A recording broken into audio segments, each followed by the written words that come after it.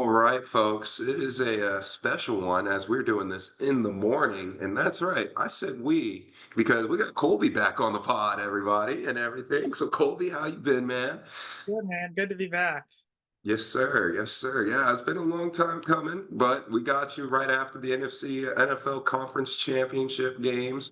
We're going to talk a little NBA, talk about the NFL head coaching cycle like we usually do around this time. I know we usually save that episode for after the Super Bowl, but the way the NFL is trending right now, we're probably just going to go ahead and cover most of these coach hires anyways now, especially because some of them have been pretty splashy for the most part. So, yeah, we're going to go ahead and get started with the NFL first. We're going to just go start off from the slate, honestly, just based off of how the games were played throughout the Sunday. And that will be the NFC is going to kick us off first as the Commanders went to the Philadelphia Eagles. And, well, needless to say, the clock got fixed for Cinderella, folks. Colby, you weren't here on the pod last weekend, but I pretty much call Jaden Daniels Cinderella because he's just been playing out of his mind and just pushing the clock more and more past midnight. And then Yeah, the Eagles put the incredible clock run. back on the tower. Yeah. So, yeah, Colby, what are your thoughts on the Commanders and their season? I usually tend to talk about the losers more in these situations because we're not going to talk about them for a little bit. So, what are your thoughts on the Commanders and just how they ended the season and stuff? Yeah, I mean, it was obviously an incredible season for the Commanders, the best Washington season that we've ever seen in our lifetimes. So it was a magnificent run. Jaden Daniels was so impressive. He beat out CJ Stroud's rookie year last year for the best rookie year ever. He's possibly a top five quarterback already. So it was a home run of a season for Washington. I kind of figured that Philly was going to beat them just because no rookie's ever been to the Super Bowl. And the Commanders, it's impressive that they also got as far as they did with their defense was pretty mediocre. Um, so yeah, like you said, the clock struck midnight, but it was still an incredible season for the Commanders. Now it just depends on if they can. You got to avoid that setback in year two, kind of the sophomore slump. We'll see how he looks next year with when everyone has more tape on him. But yeah, it was an incredible run. The Commanders were super fun this season. Such a dynamic offense, fun to watch. Just pulling for him was a great run, but yeah, I was not shocked that the Eagles kind of just ran through them like that. The veteran, more experienced team. It made sense. It wasn't too stunning, but yeah, incredible season from the Commanders. And it looks Yeah, like they're keeping Kingsbury. I don't think he's getting a job, so that's good too. that's probably one of the key things for their offseason is trying to keep that man because I know he fielded the question a couple of times throughout the regular season, and he always left it open-ended, but I was hoping that he would stay in Washington and just get a chance to develop the young quarterback that, he had a chance to do with Kyler, and it didn't work out. But I agree with you. It's crazy that this was probably the best Washington Commanders team that we've seen ever. RG3, I think he won. Did he win only a playoff game, I want to say, or was he just make the playoffs? Yeah, he just made it because he blew out his knee in the wild card game. That was Right, when they he. overplayed him. That's right.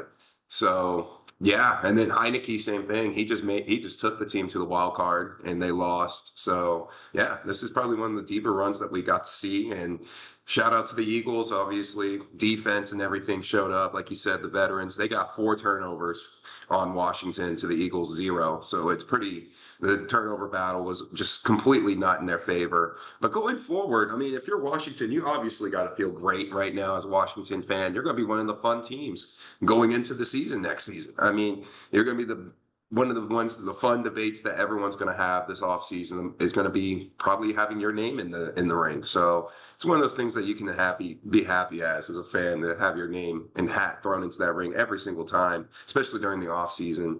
It makes it fun. And I'm just trying to think. Like, I was talking with a Washington fan these last couple of days and everything, and they were telling me what they think they needed for the team. At first, they went straight to receiver because you wanted to pair them off well.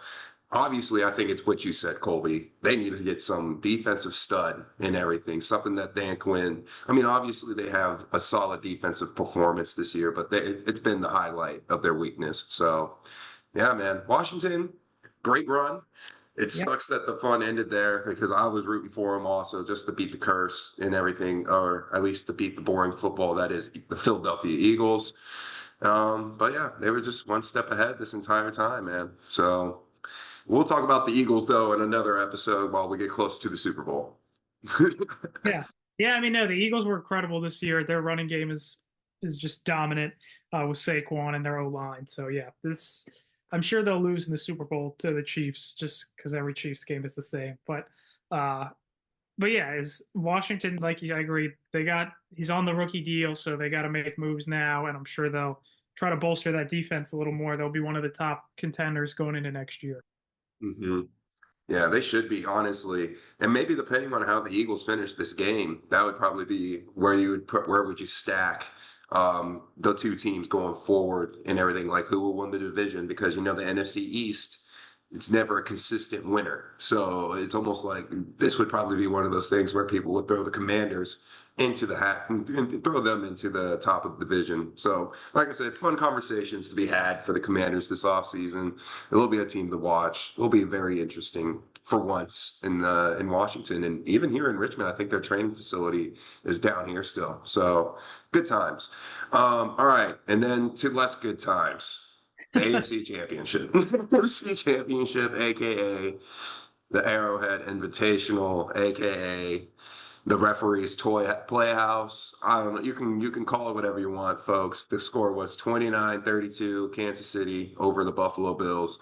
Um, I don't know where to begin on this one, really. I mean, I went Colby. I looked at the numbers. The Bills won the turnover battle. Their receiver and running back, both in this game at least, did better than Kansas City's. They held Kelsey to literally almost nothing. And somehow, in some way, Kansas City still comes up on top.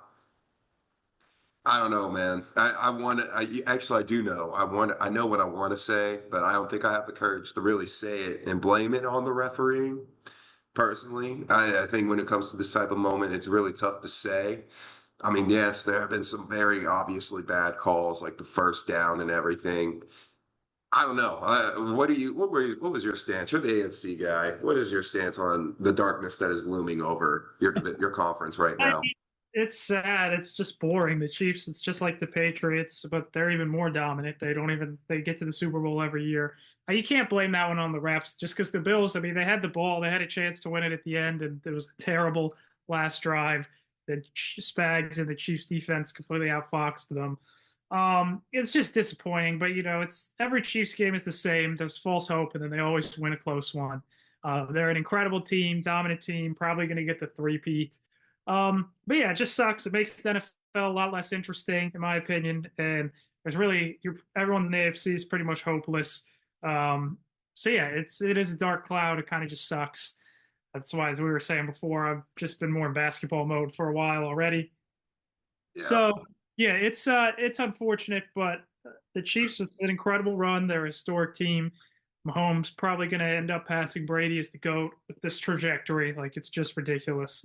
So yeah, I mean, they're impressive. They always just out execute down the stretch of these tight playoff games.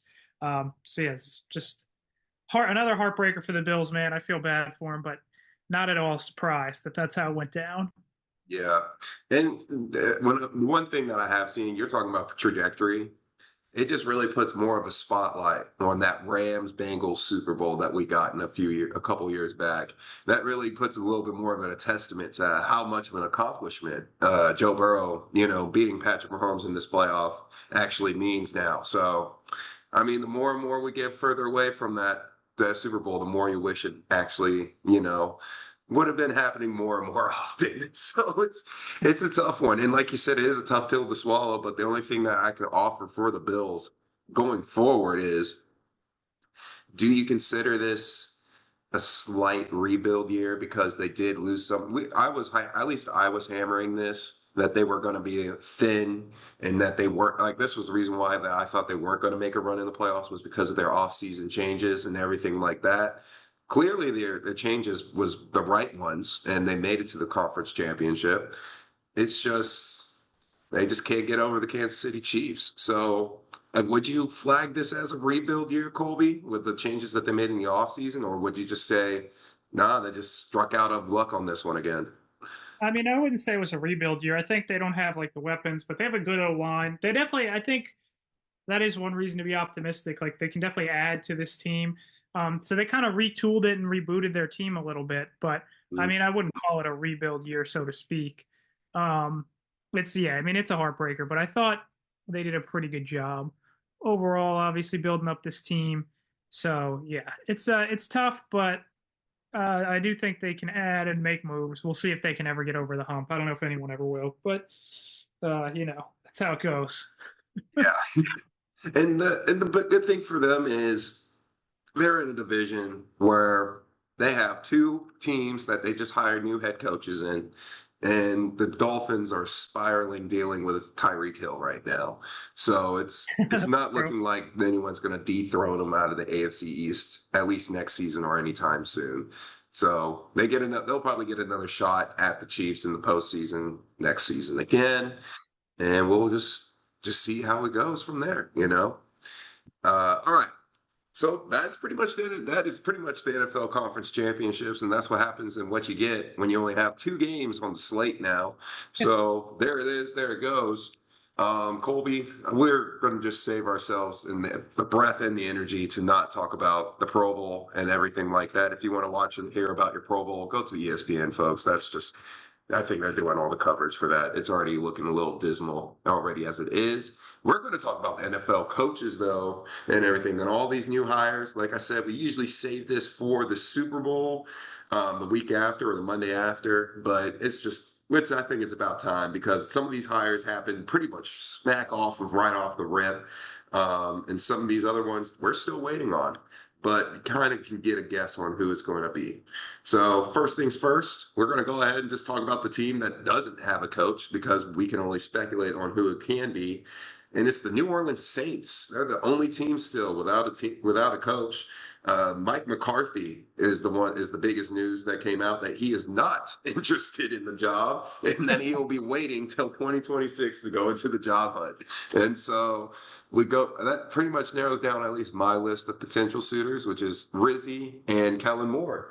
Colby, do you have any other suitors that you think can go down and fix the mess that is New Orleans? I mean, I don't. Yeah, I don't think there's any coaching that's going to fix it, just because it's a front office thing with how they've just pushed so much money down the road and uh, all the dead cap they have. They've just been run like bizarrely the last several years. So yeah, I mean, it was by far the worst job. I imagine it'll probably end up being Kellen Moore. I think the Antonio Pierce, we all love that hire. Showed you why the hiring the interim coach thing, it never ends up working. I mean, it was such a disaster. They didn't win 11 games like you thought or whatever you said. So I think it's probably Kellen Moore. I don't think it matters. They're just in a disaster situation. They're a dumpster fire. Their cap is a mess, and it's going to be a long road to getting better for the Saints. They're probably stuck with Derek Carr for another year, I would guess. So yeah, they're definitely in a tough spot. Yeah, and I don't know, like there's so many things like you said that they have to fix, and this is just not the most eye-pleasing job. Um, I would think Kellen Moore is probably more likely to get this job. I would obviously be rooting for the interim coach again, actually, in this situation, once again, just because I think I saw a post. Yeah, I did see a post from Alvin Kamara saying that he wants Rizzy to come back, and he's one of the team's leading. He's probably the leading face of that team. So in that franchise, so I would at least put that into some respects. But at the same time, Kellen Moore, he is an offensive mind. And that's what they used to have before they got into this whole, ugly situation. They used to have just a great offensive mind. I wouldn't say he is a great offensive mind, but he is a offensive mind. That's I would true. say and if you're Kellen Moore, the other half of this is going to be, do you even want to take the job? Like, do you want to, or do you just stay where you're at and everything? Because Mike McCarthy had he came out and said that he's just going to wait till next season. So it's going to be a tough sell for sure for New Orleans. And I'll keep an ear to the ground just to see who they go with. But my vote's going to be Rizzy. I'm going to take another swing at the interim coaches and stuff. Have to. Uh, yeah, it's just one of the Kool-Aid that I can't stop drinking. But going on from one offensive potential mind to another, let's go ahead and just keep it down south. We're going to go to the Jacksonville Jaguars, Colby, aka Duval. I don't know if you've seen all those memes coming out about Liam Cohen. Yeah, Liam, that's funny. yeah, he caused a little bit of drama during his hire and everything process because Tampa Bay was trying to keep him and let Baker not have a go through another offensive coordinator. I think this is now 8 for 8 for Baker Mayfield, and he has gone through 8 coordinators in 8 years. Crazy. Poor guy. Yeah, and to relearn an offense every season essentially. Um, but yeah, he had a lot of drama with the Tampa Bay Bucks and this whole hiring thing. But the main thing here, Colby, is he's only been an offensive coordinator for 2 years. He's only been one for the Rams and one for the Bucks. So he is a part, I guess you can say he's a McVay student, I guess you can say. But all in all, what are your thoughts on this hire? You were big on the Jags this season. Yeah, I believed in them, and it was a disaster. The Doug Peterson thing did not work out. It blew up in their face and in my face. I mean, I think it's interesting. The coordinator thing. I feel like is such a crapshoot. It's very hit or miss of whether. I think he was a great OC. I think he's a clever play caller, which I think should help Trevor Lawrence of the Jags in theory. I think he did great with Baker, Matt Stafford as well. So I really like him as an offensive mind. As far as if that's going to translate to him being a head coach, who knows? I thought it was an interesting hire. I had no real qualms with it. I mean, the Jags, at just this point, it's just getting tough to believe they're ever going to stop being the Jags. Although they finally got rid of Trent Baalke, their GM, so that's I think a positive. Um, so yeah, I think it's a fine hire. I thought it was solid. We'll see if it works out. These coordinators, I think, are such a crapshoot, but I didn't mind it. As far as their other options, I mean, I don't know what better options there were out there because they obviously didn't get Vrabel or Ben Johnson. So I thought that was a fine hire. Yeah, when you consider all the other hires that kind of went down in this coaching cycle, we actually got I think it's half of them are defensive players or defensive minded. And comparing the other offensive hires that were picked up, he definitely isn't the worst one, I would say. So if I were to give this a grade personally, I would probably lean like a C plus. Like it's not something that would be completely jaw dropping and everything. But Yeah, I would say that it's an offensive guy. You're still trying to, find a way to gear towards Trevor Lawrence. He's just not the top name that everyone was expecting, I think, going to Jacksonville. But like you said, it's Jacksonville. It's gonna be a long time until they probably bring themselves out of that standard. Um, you yeah. got a grade? You got a quick grade for him, or do you agree with the C plus I there? think C plus is fine. I would say like a B minus, B around the same. I think, like you said, for what was out there, I thought it was fine. I think it could work out for sure. You just, like I said, you never really know with these coordinators. But yeah, I thought it was a solid hire.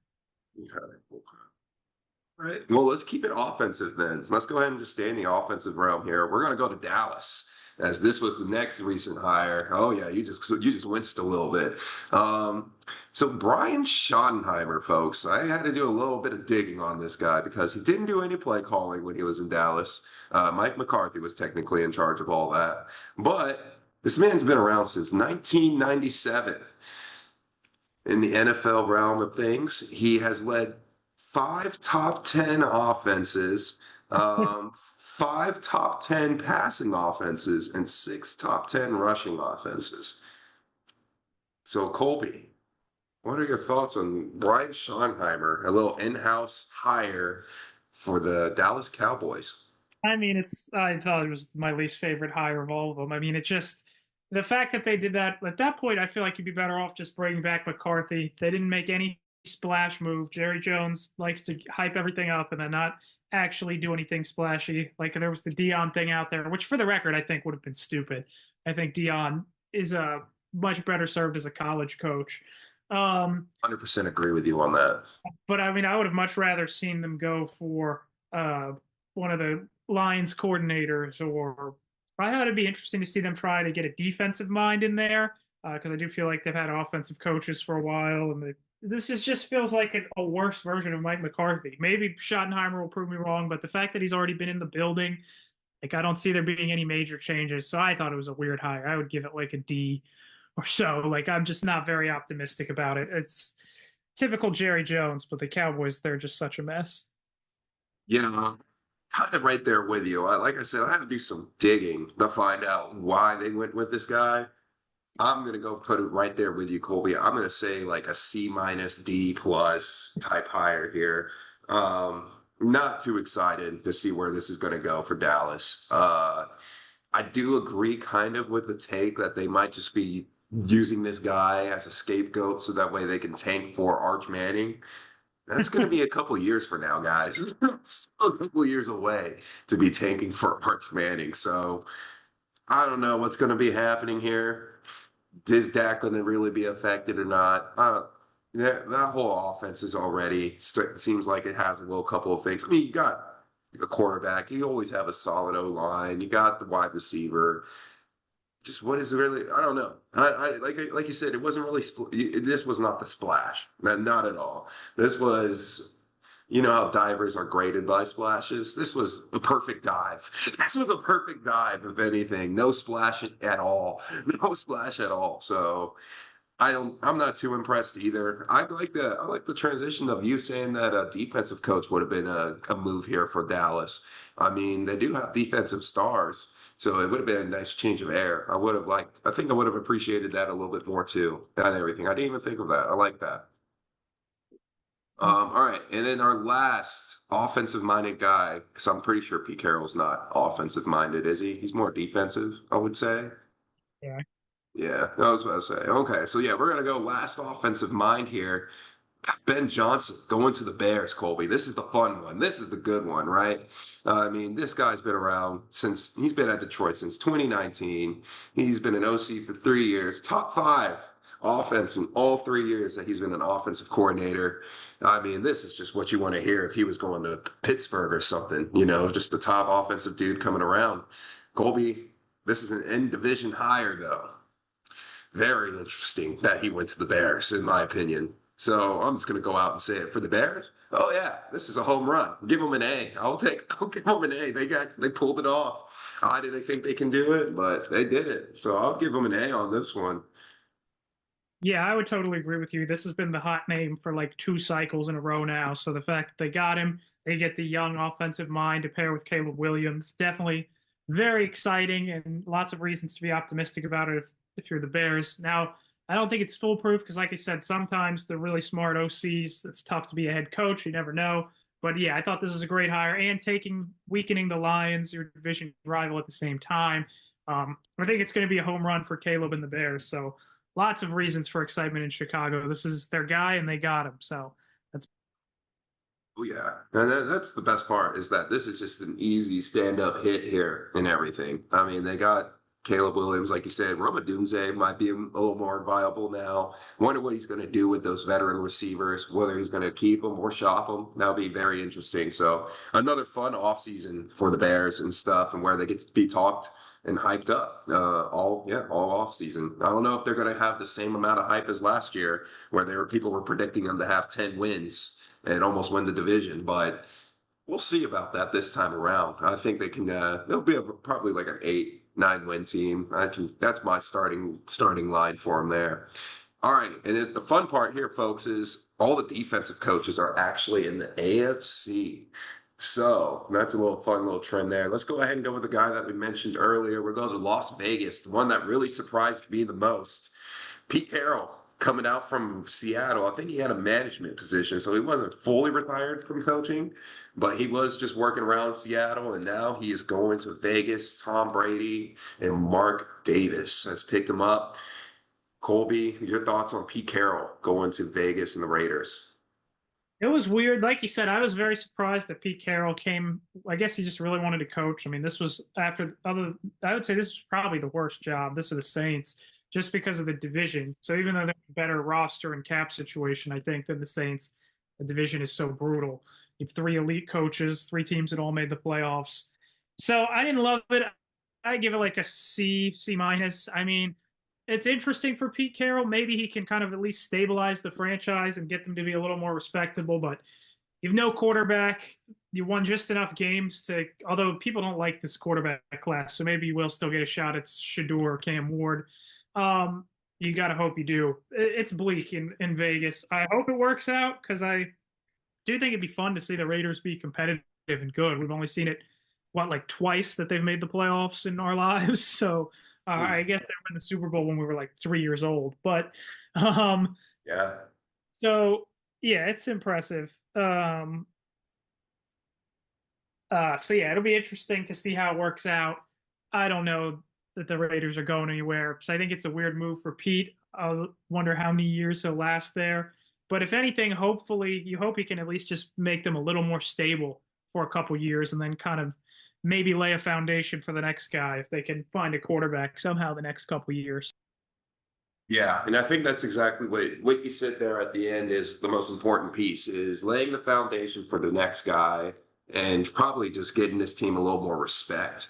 That's the only reason that I see Pete Carroll being hired for this reason. Because I was completely taken away from this. I would say if that was the reason why, and like this, I said it in our group chat, the exact thing that you said, Colby. This division is so brutal. All three teams made the playoffs. You're expecting, I mean, yeah, sure, you get to have a Harbaugh versus Pete Carroll rivalry rekindled again.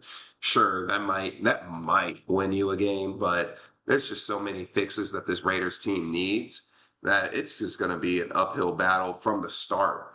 So I just don't see it going as planned. I mean, then again, we are going to be seeing a team either finishing a three-peat or coming off a loss of a three-peat. So maybe that will start opening up the doors for a little more hope. But at the time being, the darkness that is, and especially that it's a rain cloud that is here above my apartment right now that is real, I'm going to go with a lower score as well, Colby. I'm going to just go with a regular C here. Um, I'm just genuinely surprised that he would take this job and everything. So maybe it is out of spite of Harbaugh and everything, and he gets a chance to prove himself against him again. But I just think this is just going to be too much of a change, too much of a battle and everything to make any real change. And like you said, they're not going to be able to get a high pick of a quarterback right now. It's looking like Aiden O'Connell. Hopefully they do get somebody in. I love AOC, but and Gardner didn't work out. So it was just a rough season for the Raiders. Hopefully, yeah, Pete Carroll can figure it out and get him some momentum going and everything, man. All right, AFC East time, Colby. Yeah. We're going to start with the name that had probably the biggest splash of them all because it was the first one to be fired and the first one to be hired. It was the Patriots going with Mike Vrabel. They got rid of Jared Mayo literally the day of, I want to say, day of the season ending or the day after. And Mike Vrabel was coming in the week after that. So they made the transition very quickly. Um, the thing here is for me is that I feel like it might be a little challenging for him to retool things. However, as I wrote that take down, within the last couple of days, they have been bringing back more and more of their old staff, as in Josh McDaniels is back in the building, Colby. So it's going to be good old times like it was in New England, maybe. Obviously, Mike Vrabel being there, though, for me personally, him going there, it's just he has a good eye for talent. I feel like he might just be able to make the right decisions here in scouting, maybe getting a good skill position player or two, and really help out, make the quarterback's life easier, like he did for Ryan Tannehill. So I'm saying this is probably a B plus. I wouldn't call it an A. I'm going to be a little reserved, but I'll give him a B plus for sure. I would give him an A. I mean, I think Vrabel's a great coach. I think he was got a raw deal in Tennessee because he didn't obviously had feuds with the front office.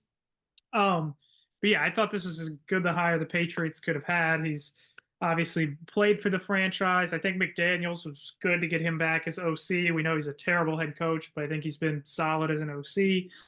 So yeah, I like this hire a lot. I think the Patriots will be one of the more improved teams next year. They also have a lot of cap space, draft capital to try to build it up around Drake May. So yeah, I thought this was a great hire. This is huge for the Patriots, and I think they'll be much more respectable, much better under Mike Vrabel next year. Their roster's bad, so they still have a lot of improving to do. But I think this was a great hire, and they'll be take a step in the right direction this year. Yeah, I think that's the most important thing for these guys is taking the step in the right direction. All right. And then the last one, the one that I actually have pretty high regards for. I have pretty high expectations for this guy. It's going to be Aaron Glenn. And the New York Jets went and picked him up. He used to play for the Jets, folks. And he is a 4-year DC coming out of Detroit. He has led, you can argue for 3 years, but I put down that he is a guaranteed top 10 defense at least once, but you can argue for three if you wanted to. So 3 out of 4 years, pretty good and everything, especially in an offensive league and stuff like that. And it just seems like he's got a good energy getting ready for what's about to come after him and everything. It's about to get interesting real quick as he came out and tried to snip the bud, I guess you would say, about the whole Aaron Rodgers situation and what's going to be happening in their offseason. Another team to keep an eye on. Colby, what are your thoughts on this Jets hire? I really like it. I think he did a good job patching together that Detroit defense most of the year that was so banged up.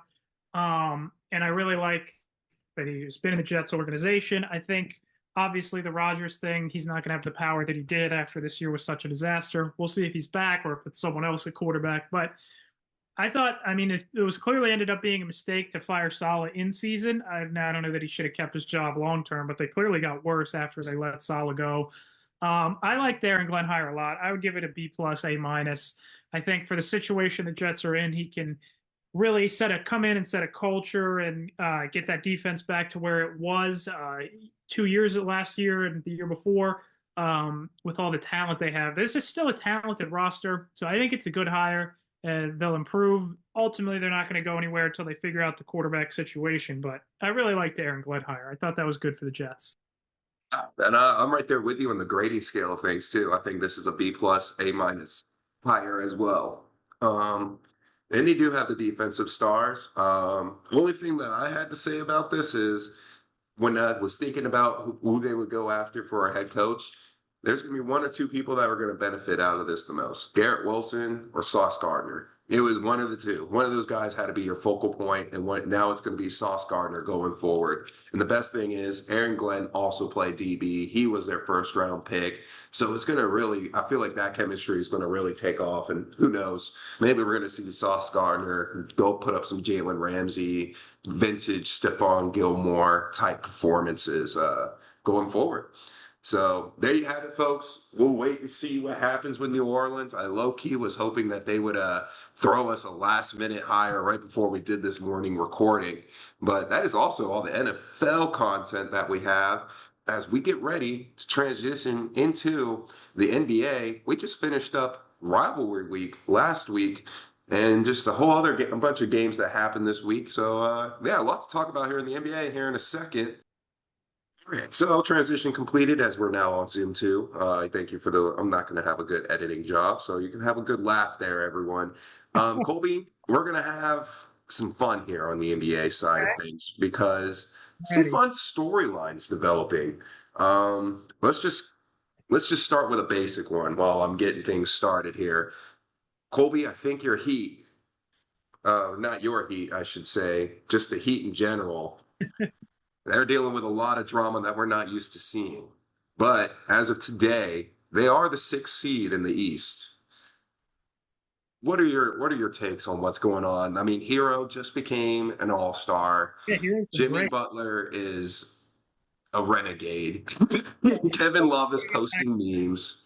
It is getting what is happening in Miami? Terry Rozier is getting allegedly in Oh yeah, trouble for that's true. placing bets. Like, what is happening in Miami right now? And Yeah, yet they're a six seed. yeah. Heat culture is on life support. They are. It's the tough spot. I mean, the Jimmy thing had going so sideways. I mean, you could kind of see it coming when they didn't give him the extension, but the fact that he's taken it this far and it's gotten this bad is crazy. I'll be interested to see if they just trade him for almost nothing before the deadline next week, just to get him out of there. I think that's what you need to do at this point, but I don't know how many suitors there are for him. So that's what makes it tough because he wants that extension. No one's going to give it to him except Phoenix, and Phoenix can't trade for him because no other team in the league wants Bradley Beal, and Bradley Beal also has a no trade clause. In Phoenix, they're just such a disaster. Um, We're talking about them, maybe. it's tough. I think you just got to get him out of there for whatever deal you can find at this point, just to move forward. As far as the playoffs this year, unless Jimmy doesn't get traded, comes back, and is a good soldier, which seems unlikely, then they could be a dangerous playoff out. But if not, I mean, I love Hero. He's been great this year. Bam has kind of had a down year, but he's still a good player. And they have some nice role guys, but they're not going anywhere this year. They're fortunate to be the sixth seed, but they're right there in kind of a tight race with Orlando and Detroit. Atlanta lost Jalen Johnson for the year, so they've kind of faltered off. That's a bummer because they've been a fun team this year. And Jalen Johnson's an awesome young player. I don't know what I mean. I think you just got to get Butler out of there, kind of reboot it, retool around Hero and Bam at this point, and then get to the off season the next 2 years, see if you can attract another star or just kind of build out, develop the young guys you have more. I don't think they're going anywhere this year, but you just got to get Jimmy Butler out of the building at this point. I don't know what the trade is, though. Maybe there's a Golden State deal. Maybe Detroit could be interesting for him. What about Sacramento? Yeah, Would the Heat be in the De'Aaron Fox sweepstakes? I'm sure they would love to be. I just don't know if that's enough if I'm Sacramento. If Jimmy Butler, the Heat are also going to have to give up picks and probably at least one of their young guys because Sacramento, I think, wants to rebuild. Maybe not. I don't know how Jimmy Butler would fit on that team, especially with Fox out with no real point guard. It could be interesting, but I doubt that's the way the Kings go. I'm sure they'll probably want to do a San Antonio or Houston deal eventually with picks and young guys. Both those teams have more along the lines of what they would want. I think that's unlikely, although it'd be interesting, and Sacramento could still try to compete for something this year. I don't know. I kind of like Detroit for Jimmy if they could make that work, but I just don't know what that trade would be either. Tobias Harris and Hardaway, maybe. I don't know that that's enough for Jimmy for Miami. So I really don't know how this is going to go. I'll be fascinated to see what happens in the next week leading up to the deadline. Yeah, and that's the thing is we're getting closer to the deadline and nothing really has happened. I mentioned this Heat trade and the Jimmy Butler moves a couple weeks ago on this podcast, and I was not expecting to still be talking about it, to be quite honest with you. So, and it's been happening for what, months now, it feels like, because of this is the third or second suspension that he's facing. So yeah, Heat culture is definitely under fire. But I love how you mentioned two teams that we always love to talk about on this team, especially out east. So let's keep talking about them. Colby, the Magic and the Detroit Pistons are 7-8 in the playoffs right now in the East.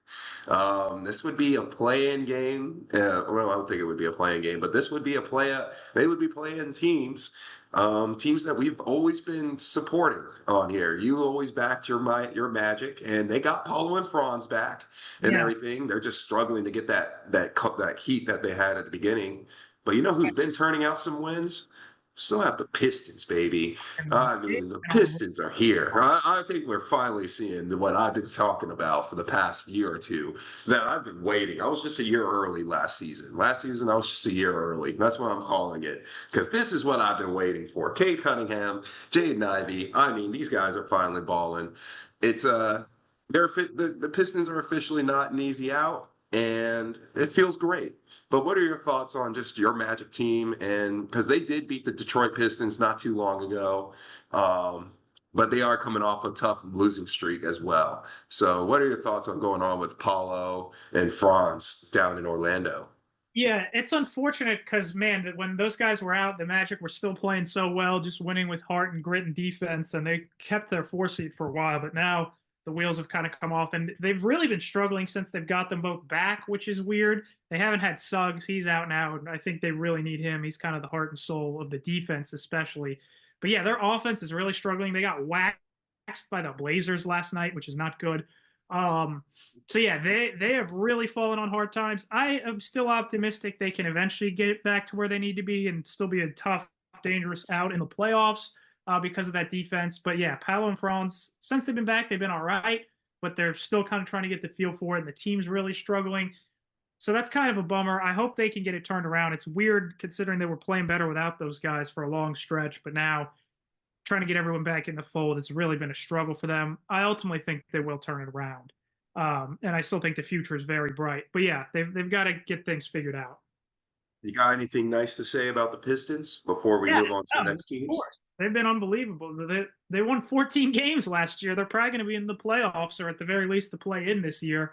So that's an amazing story. I mean, Cade is just ridiculous. He's much deserved All-Star. He's finally having his breakout year. He's been incredible this season. They lost Jaden Ivey, who was playing great, to that devastating leg injury, and they've still been turning up ever since because Cade has just been ridiculous. They finally have actual shooting around him, which they haven't had for like his whole career basically. So now they have real spacing. You can see what he can do. It's opened up. So yeah, I'm very, very optimistic about the future of the Pistons, especially next year in the future once Ivy gets back. As Cade continues to improve, Jalen Duren's been really good. We'll see if Ron Holland ever turns in anything. I like Asar Thompson as a defensive role guy. He's not as good as his brother, but he's good. So yeah, I mean, the Pistons have been great. Monty Williams, I don't know what he was doing, but he almost should be in jail for the job he did last year and all the money he took from them. Now that you see they have a coach that's actually playing lineups that make sense what they can do. And Cade's just been unbelievable. I'm so happy for him that he's an all-star and that he's having this breakout. So it's great for the Pistons. Detroit's a great basketball town. They have a great history, obviously. So the future is finally looking up for them. So it's been great to see that this year. It's great. Yeah. And like you said, it's just a positive vibe going on around in Detroit. As you were talking about that, the one name, right when you mentioned the Thompson brother, it just always reminds me how wrong, at least right now, how wrong I was during draft night when we were talking about the overtime, those two overtime brothers getting drafted to Detroit and Rockets, and both the teams are doing respectively better than they have. And the other Thompson brother, like you mentioned, he's hooping right now for the Rockets. So shout out to Detroit and the Magic. We love to always give those two franchises a little shout out. And we already talked about our Kings and the Beam team. Sadly, not in the way that we used to, but we talked about them. Yeah, they might be headed for another rebuild. I mean, they'll still have good players. It'll be interesting to see. It's at least they have some leverage because Fox still has a whole other year on his deal. So I'd imagine they'll get a really good haul for him, whether they trade him this week ahead of the deadline or in the offseason. So I think there'll be reasons to be optimistic about the future. But I mean, it does suck because they had finally gotten to be a good competitive team. They turned this season around, and now after moving on from Mike Brown, and now it's just feels bleak. But I think in the long run, it'll probably be better for them just because they'll get a haul. They weren't really going anywhere with this team. I'll be interested to see if they end up having a fire sale, if they try to move Sabonis in the offseason. It all depends, I guess, on what the return for Fox is. But yeah, it's tough for Sacramento. I feel bad for them and their fans. All right. I got my last question here for our East Conference to wrap up for the Eastern Conference, and it is ready. It's going to be a little scenario here. I'm going to see what you think. Okay. All right. Here's the scenario. Both teams are solid teams going forward, right? All right. One team finally looks like they have it going, but they fall asleep against the lower opponents. The other team win when they should, but they can't win the big game. Colby, which of the two teams, Team A or Team B, would you be preferring? That's interesting. I guess Team A, probably. Okay. Team A is the Bucks. Okay. And Team B is the Pacers. Yeah. Yeah, the Pacers have turned it around after that rough start. So that's it. Mm-hmm. I Yeah. hope that fixes the 4-5, man. That would be a great first round series. Yeah, and that's a little bit of where I'm going at here and everything is who would you rather have between these two teams? Both of them are playing really solid ball. And for me, it's just one team falls asleep behind the wheel when they play against the lower level teams, but the other team can't really seem to show up in the big game moments. So I would love to see this matchup, mostly because I feel like the Bucks would get overwhelmed, and I think the Pacers might come up big on this one. But the main thing here is I have not heard much about the Pacers this season, man. It's been a little quiet. Yeah, they started really bad, and then now they've been on a tear since. I mean, they've had an insane January. Siakam's been terrific. He made the All-Star team. Yeah, I Halliburton saw had a that. bad the year, but he's playing a lot better now, looking more like himself. So I really like the Pacers. I think they're still a very dangerous, tough out in the playoffs with their offense. They're deep. They have a lot of scores. Nemhard is great. awesome complimentary piece to Halliburton. Matherin, they've got him back. He's been really good this year. Ultimately, I'd still probably trust the Bucks more in the playoffs if they're healthy, just because they have Giannis, who's still, in my opinion, the second best player in the world. So when you have a guy like that, you're always going to be dangerous in the playoffs.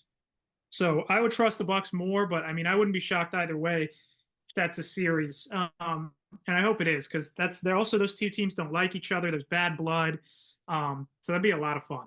Was that the NBA bubble game where Giannis wanted the ball from the Pacers and stuff like that? Was that It wasn't. that It wasn't whole? in the bubble, but yeah, last year that was the ball fiasco game between those two. Oh yeah, And not the it, bubble. That's the stupid in-season tournament. There we go. All right. That is the East. That's going to be the Eastern Conference for today because the only two teams I got are the top two teams. We don't need to really talk about them at the moment. So let's go to the West, where we're a little bit more familiar. Colby, it's seeming more and more like this. You mentioned it earlier. Since December, the Suns have only won one game against a Western playoff team. I did the digging on that one. That was a fun little research. However, I mean, might as well do the scenario all over again. The Clippers, they can't win against a young team for the life of them, it seems like. So right now, who would you rather be in this situation? The Suns or the Clippers, who seem to be coming back to life when they got Kawhi Leonard back in the rotation now? oof, that's tough. I mean, I think the Suns are more dangerous in the playoffs just because of KD Booker. And now that they have Nick Richards, an actual center, he's played really well for them. So they've been playing a lot better lately. I would still much rather be the Clippers going forward, though, because I mean, as I said, the Suns have no future. Their cap is screwed. Bradley Beal's the worst contract in the NBA. And that's just been a disaster. So going forward, I'd rather be the Clippers. Harden's been great for them. Zubac, they have a lot of good role players. I mean, if Kawhi is healthy, I think they're probably more dangerous in the playoffs. But we've been saying that for 5 years, so I'm not exactly too worried about that. It's unfortunate. I'm not afraid of either team really in the playoffs, but I would rather be the Clippers going forward, just because they have a lot more depth and I think more options going forward for the future. Whereas the Suns are just have already sunk everything that they have into this team. Um, so yeah, it's gonna be interesting to see what happens, but I would rather be the Clippers. I would say. Yeah, like I said, it's just been a tough. Like the Suns, they're winning against the games that they should win against, like the lower level teams. But in the Western playoffs, that's only the games that matter, and they haven't won. They only won one since December, so it doesn't really give you much confidence in everything. That's why I would personally go with the Clippers right now, just because they do have that veteran, presence. Personally, do I think it's going to translate to any playoff success for both of these teams? Probably not. I think this is a done deal for most of these guys, but I mean, they can at least make the, postseason push a little interesting. The Clippers are a 6 seed right now, and the Suns are at the 9. So, hey, at least the Clippers Oh, are a playing team, which is crazy to think about. the bottom of the West is so tight; it's crazy. So brutal. It's so brutal. It's, I think, one game from the Nuggets at the 4 seed. It's only one game from them to drop all the way to the 7 seed where my Wolves are. So it is a quick turnaround in the West right now. And we'll talk about my Wolves real quick because the only main take I have is Timberwolves are literally struggling with one team and one team only, Colby. It's the Grizzlies, man. I'm starting to get a feeling that if we get paired off with the Grizzlies, it's gonna be a done wrap. So Colby, right now, my instant take for you is the team that needs to try their hardest the most to get out of the play-in. It's the Timberwolves. That's an interesting take. I mean, yeah, I think they have a shot to get out of the play-in. They've been playing. That's a fair take. They've been playing a lot better lately. I think they're kind of figuring it out with Randall. I mean, it's tough to play with I'll say Julius that. I'll say that. Randle, and it's tough. Maybe you can find a trade for Randall. Ant's been great. I think everyone else, they have still good role players. Everyone else has been playing better. So they've kind of figured it out a little bit the last few weeks. I mean, they smoked Denver the other night, last Saturday. But yeah, Memphis is a tough matchup, man. They just have so much depth also. Like It's insane how many good players Memphis has on their team. They rest Ja Morant so much with all these nagging injuries he gets, and they can still win. And Jared Jackson is an all-star. He's been incredible. I think that's a fair take. I would say, I mean, I think Phoenix would love to get out of the play-in too. As if you said, they've struggled against the good teams. But yeah, I think the Wolves getting up to 6 is for sure doable. And Memphis, Houston, we'll see who ends up 2 and 3 out of those two. That's gonna be an interesting race. Memphis beat them in a thriller last night. So yeah, that's a good take, I think. I think your Wolves are playing a lot better though. I don't know. We'll see if it lasts, but they've definitely been playing better. All right. Thank you. I need some reassurance sometimes when it comes to the Wolves, and watching Julius Randle just really can deflate a man, you know, it really can deflate somebody sometimes. Sometimes it's just like, okay, it's working. Other times it's hard. It's just hard to watch. All right. I'll let you pick here, Colby, how we're going to try and end up, how we're going to wrap up the West here. Okay. Do you want to take the fun, positive, upbeat, young note, or do you want to talk about the team that you always hear about in the media? We can talk about the fun team, not the Lakers. Lakers are playing well. They've been better. Who did you say? I just said the Lakers have been playing well. They've been better. We'll see what happens. Yeah, I was going to say I didn't want to really talk about the Lakers as much. They have been playing a little bit better. So the team that I wanted to lean on and give a quick shout out to is actually not going to be the Rockets. So you don't have to worry about that. Let's give the Thunder a little highlight here and everything. I feel like the Thunder, even though they're the number one seed, they still don't get as much of the like credit or at least the talk that they deserve. You don't really see them on ESPN or anything like that. So Colby, just a little quick shout out to the Thunder, real quick. Yeah, they've been incredible. I mean, their depth, the fact that they're just dominating without Chet, SGA probably going to win the MVP. And they've been just still so dominant without Chet is impressive. J Dub, as you mentioned, much deserved All Star. He's been great. So the Thunder, they're the heavy Western favorites. I don't know that anyone can beat them in the West. I would like to think the Nuggets would have a shot against them in a series, but it's tough, man. Still. Their youth, but they're just loaded, and SGA is incredible. So, yeah, the Thunder very impressive. We'll see what happens once they get Chet back. That's true. Yeah, and so what I've done a little fun research for the Thunder, and this is the other reason why I wanted to talk about them. They have a magic number, Colby. If the Thunder hold teams to below 115 points, they are like a guaranteed win. And the reason why I say that is because they just recently lost to the Warriors, and the Warriors put up 116 points. So anytime a team breaks that 115-point threshold, it seems like the Thunder can't win a game. But every other time that they can handle a team under that threshold, which has been almost every game, they win. They win. I mean, they're just one of the best defensive teams in the league. And I thought that stat was very intriguing.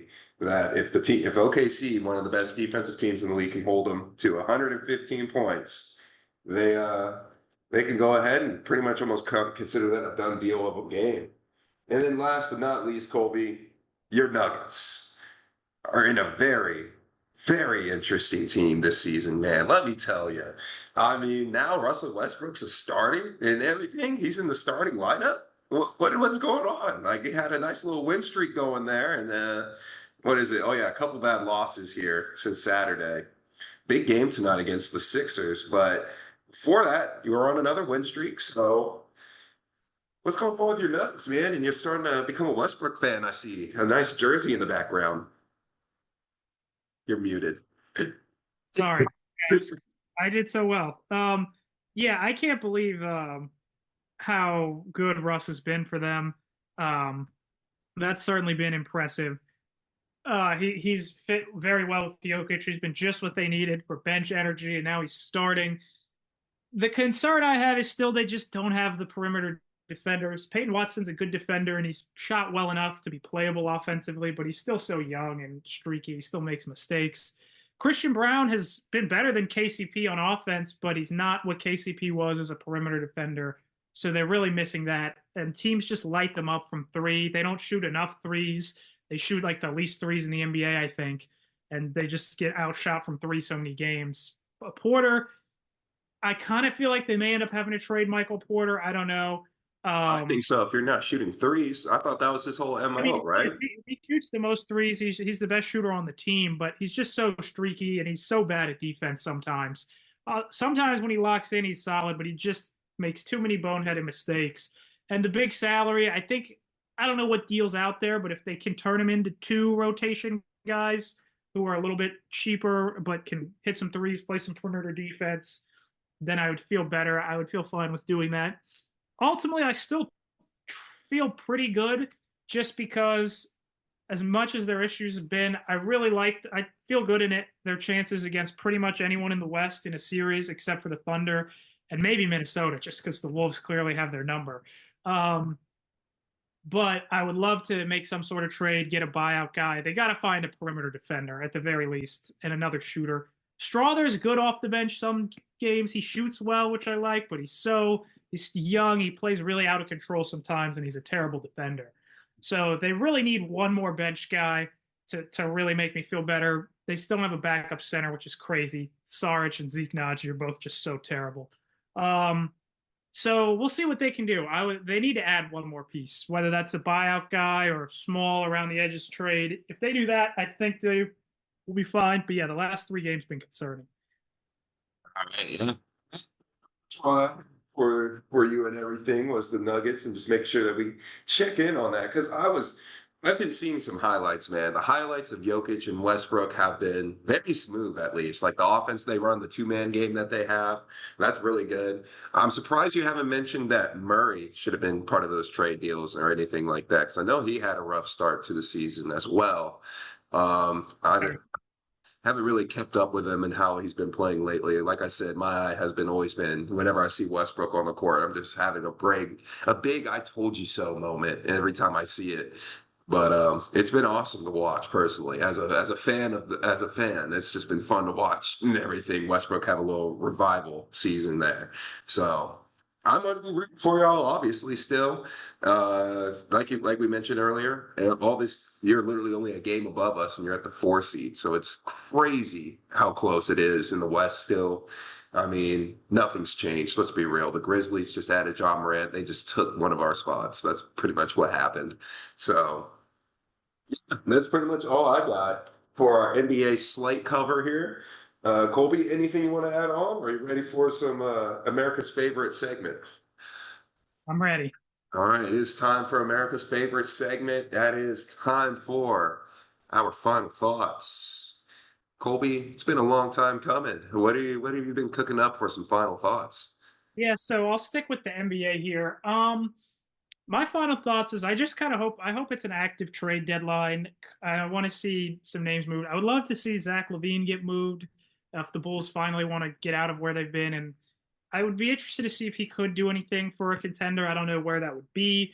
Portland has several interesting guys that I think they would love to offload and get some picks. I kind of want to see Anthony Simons to Orlando. I think he would give them a much needed shot maker, shooter, and clear room for Scoot, who's finally been playing a little bit better. Had a good game last night. So yeah, I just hope some of these teams kind of sell off some pieces, and there is some movement as well as Jimmy Butler getting dealt, that kind of stuff. So yeah, I just hope it's a fun, active trade deadline. I want to see some moves made, and I want to see Denver acquire someone somehow. Trust me, as a person that has been banging on the table, banging, begging, whatever both words apply here for a trade, all you can do is just be hopeful. That's all you can do sometimes. They find a way to pull it off. I wanted to go to the NBA, back to the NBA, because of the whole Caitlin Clark story and how they invited her to the 3-point contest to save their All-Star weekend. But I'm actually going to go to the one that's happening right now. Yeah, folks. Again, a reminder: the Pro Bowl festivities or activities—that's what they're calling it—have already started. Um, just the sheer drop off of what we used to see as a kids and everything. I even saw this morning before we even came on here. Someone posted it was the Pro Bowl where it was Dion versus Jerry Rice, and they got to draft their own teams and stuff. Why can't we just do something like that? We don't have to do this whole flag football thing and playing these little mini games and stuff like that. I don't know. I think it's almost at the point where you might have to scrap the whole Pro Bowl idea. I think you don't, just because you do have to give a little consideration for the players. But if the players aren't going to take it seriously, we're starting to trend towards like an NBA thing where no one's trying to take it seriously. No one wants to really be out there. Why are they even here? So that's my final thought. My final thought is, can the NFL find a way to save their Pro Bowl weekend? It's obviously not going to happen this year, but it's going to take some time. But like always, folks, sometimes time is the true healing agent and factor to, I don't know where I was going with that, but sometimes it can lead to some good stuff. Right, Colby? That's right.